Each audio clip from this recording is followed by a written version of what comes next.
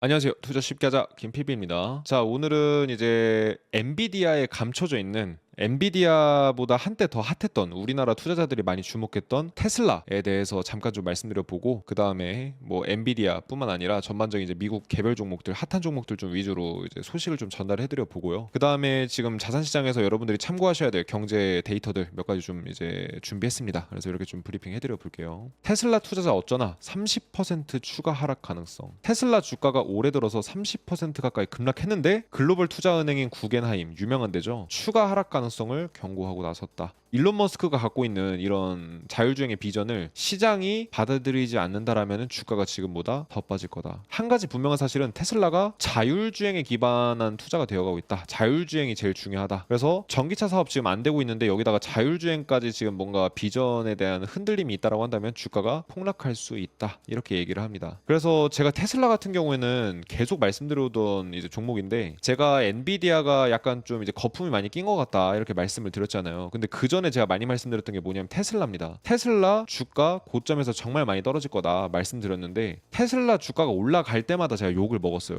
근데 결국 어떻게 됐나요? 테슬라 주가 시간이 걸렸지 결국은 떨어졌습니다. 엔비디아도 저는 나중에 이렇게 될 거라고 보는데 엔비디아가 가치가 있냐 없냐를 떠나서 저는 엔비디아가 정말 대단한 기업이라고 보고 엔비디아가 세상을 바꿀 만한 잠재력이 있는 기업이라고 봅니다만 이제 이런 거예요. 모나미 불펜 하나에 500원이다. 그러면은 뭐 정가라고 생각을 해볼게요. 근데 모나미 불펜 1000원 주고 산다라면 좀 비싸게 볼 수 있잖아요. 그러니까 중요한 거는 뭐 100달러냐 200달러냐 이런 이제 액면의 가격이 중요한 게 아니라 그 실질 내재 가치에 비해서 그게 가격이 얼마냐가 좀 중요하거든요. 벤츠 S 클래스를 한 대에 1000만 원 주고 살 수 있다라고 하면은 안 살 사람이 없겠죠. 그게 말이 진짜라면은. 왜냐? 벤츠 S 클래스 한 대에 2억이 넘는데 1000만 원에 팔아서 2억에만 팔아도 20배 수익이 나는데 그쵸. 근데 제가 봤을 때 엔비디아는 이제 정말 이익도 많이 내고 좋은 기업이는 맞지만 지금 경제가 이제 압박감을 받고 있는 상황 속에서 엔비디아가 점점 이제 그 주가를 위협받을 만한 이슈들이 많이 생기고 있기 때문에 조심하시라고 말씀드리는 거거든요. 근데 그런 말씀을 드렸던 종목이 뭐냐면 제가 테슬라라는 거예요. 테슬라가 그런 얘기를 했던 대표적인 종목이라는 건데 테슬라 결국 주가가 고점 대비 얼마나 빠졌습니까? 고점 대비 지금 57% 빠져 있고 최대로 빠졌던 게 73%인데 제가 말씀드리고 있는 거는 80에서 90% 정도까지는 빠져야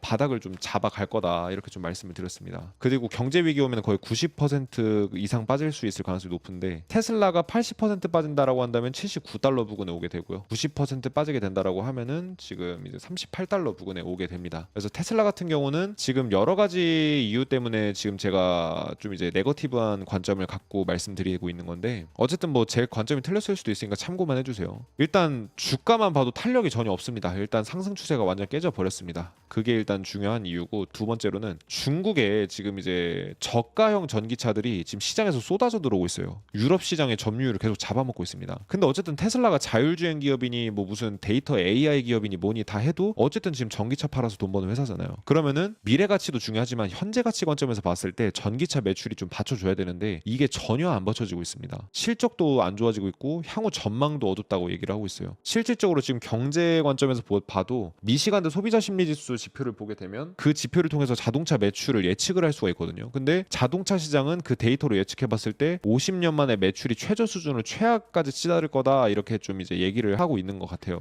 데이터 보니까. 그러면은 자동차 매출 떨어지면 전기차 매출도 떨어지기 마련이거든요. 근데 제가 이런 얘기 했을 때 이제 그 댓글에 악플 다시던 분들, 테슬라 좋아하시던 분들이 뭐라고 말씀하셨냐면 테슬라는 전기차 회사다. 지금 휘발유차에서 전기차로 바꿀 만한 그런 수요가 얼마인데 전기차 매출이 안 나오겠냐 했는데 결국 지금 안 나오고 있잖아요. 매출이 보시면 아시겠지만 분기별로 봤을 때 정체됐다가 지금 매출이 급감하기 시작했어요.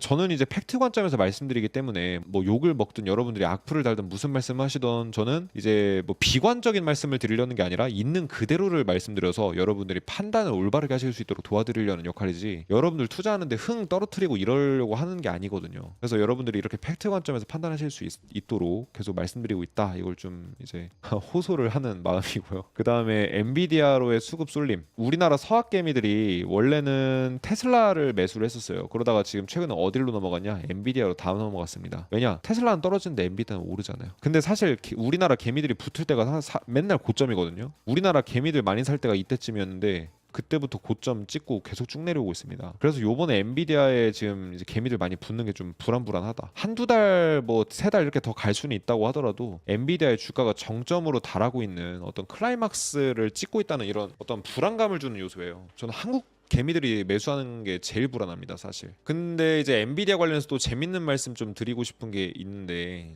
엔비디아 주가가 제가 근데 이렇게 얘기함에도 불구하고 여러분들 주식 살 거면 차라리 뭐 사라고 말씀드리면 저 엔비디아 사라고 말씀드려요. 왜냐? 다른 종목들은 다 지지부진한데 엔비디아만 지금 미친 듯이 치솟아 오르고 있고, 실제로 헤지펀드들, 기관들, 펀드들, 뭐 그다음에 개인들까지 매수가 싹 다 지금 엔비디아에 몰리고 있습니다. 그러니까 다른 종목들은 다 개별 종목들 떨어질 때 엔비디아만 올라가잖아요. 그래서 엔비디아를 투자할 때 장기 투자 관점은 조금 위험할 수 있다. 왜냐면은 이제 하락 압력을 받을 수 있는 이슈들이 많이 존재하고 있기 때문에. 그래서 그 이슈들도 제가 말씀드리고 있는데, 단기로, 그러니까 뭐 제가 이 엔비디아 주가 안 간다는 얘기가 아니에요. 리스크가 점점 커지고 있다는 말씀을 드리는 거지, 주가가 얼마든지 더 갈 수 있는 잠재력은 있거든요. 그러면은 단기로 손절만 짧게 잡고 대응을 하면은 여러분들이 단기적인 매매에 대한 불안감도 없어지실 수 있고, 기회도 안 놓치고, 그 다음에 어떤 큰 폭락에 대한 이런 제가 말씀드린 리스크에 대한 그런 회피도 하실 수 있다라는 거예요. 그래서 그런 전략을 좀 짜보시라고 말씀드리고 싶은데, 엔비디아가 사실 오르기는 정말 많이 올랐잖아요. 근데 엔비디아 사태랑 지금 이제 많이 비교되고 있는 것 중에 하나가 엘론 사태입니다. 엘론이라는 종목이 있는데 제가 이제 좀 이따가 엘론 사태에 대해서 보여드릴 건데,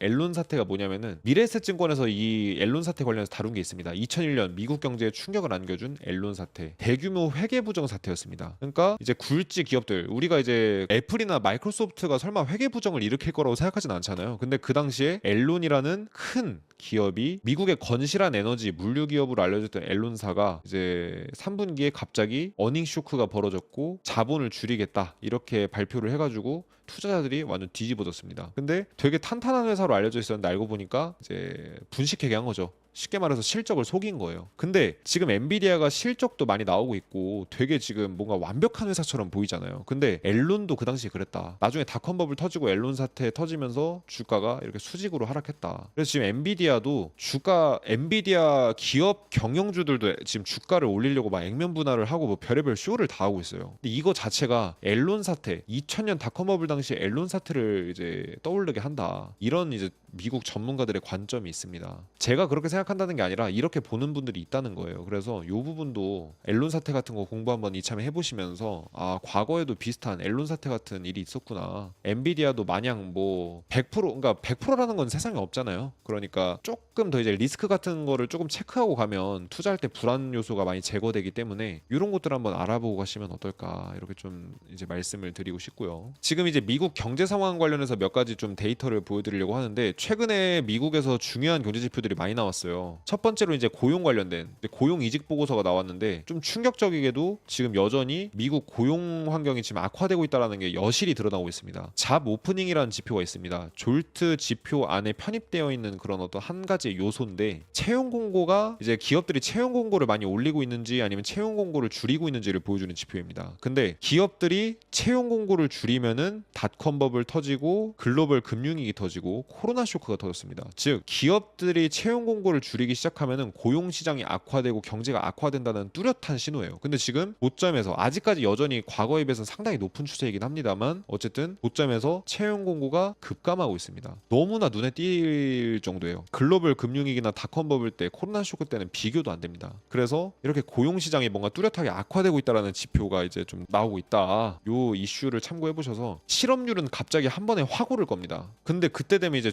실업률 많이 오르네, 경제 진짜 어려워졌네, 주식 팔아서 이제 현금화 해야지. 그럴 때 이미 주가는 어떻게 됐다, 이미 곤두박질 쳤어요. 이런 걸 보고서 이제 좀 경제 중장기적인 관점은 미리 대응해야 되는 거거든요. 그걸 이제 매크로 분석이라고 하는 건데, 이제 매크로 관점에서는 조금 이제 이런 리스크가 커지고 있다. 그래서 지금 사실은 엔비디아 주가만 막 올라가지 나머지 개별 종목들은 많이 떨어진 애들 많거든요. 가령 예를 들면 이제 경기순환주라고 하죠. 경기순환 산업. 경제가 좋아지면은 주가도 같이 올라가고 실적도 좋아지고, 경제가 안 좋아지면 실적도 안 좋아지고 이제 주가도 많이 떨어지는 이런 산업이 바로 이제 경기순환 사업인데, 이제 소형주, 운송업체, 호텔, 자동차 소매업체, 종합 소매업체, 뭐 레스토랑, 항공사, 뭐 이런 주식들 있잖아요. 경제가 좋으면 잘 가는 종목들. 이런 종목들이 지금 주가가 하락 추세가 뚜렷하게 나타나기 시작했습니다. 거의 진짜 이건 하락 추세로의 전환이라고 봐도 될 정도로 주가가 하락하고 있어요. S&P 500 대비해서라고 말씀을 드리는 겁니다. 그럼 S&P보다 얘네들이 왜 주가가 지금 못 오르고 있냐? 엔비디아랑 이런 빅테크 종목들의, 테크 종목들이나 반도체 주식들에만 지금